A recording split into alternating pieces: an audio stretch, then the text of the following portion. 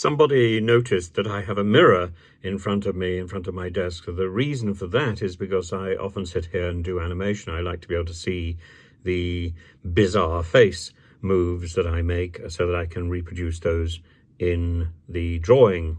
And it's an old tradition. You look at yourself, you draw what you see. But the mirror itself as a concept is much deeper than that. You've got on the one hand all the stuff of the fairy tales, mirror, mirror on the wall, who's the fairest one of all, and the talking mirror in Snow White. But the mirror is a feature.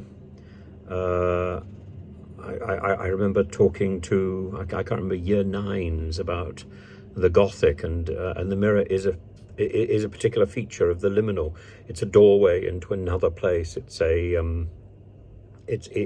place of symbolism, a place of a threshold for the conscious mind into the unconscious mind.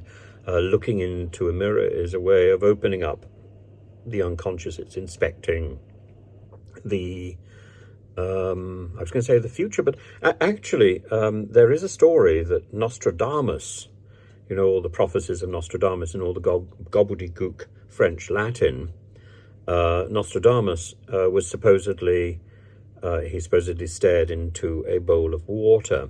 But there is a second theory that he looked into an obsidian mirror, which all sounds rather wonderful, doesn't it? And that he taught his students to practice divination by staring into a mirror. And this makes perfect sense to me that all you have to do is start looking at Sylvia Plath's poem Mirror, and about a young woman growing older. She looks into the mirror and she sees the future and her subconscious desires. It's also there in Faust, in the in Goethe's Faust. Mephistopheles takes Faust to the kitchen of a witch, and he is enchanted there. And the mirror is like the pool that Narcissus gazes into.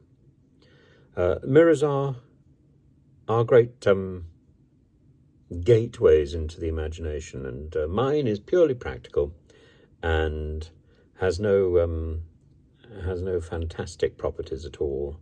But I am entertained that somebody should have noticed it while I was putting on my hat. Tit for tat.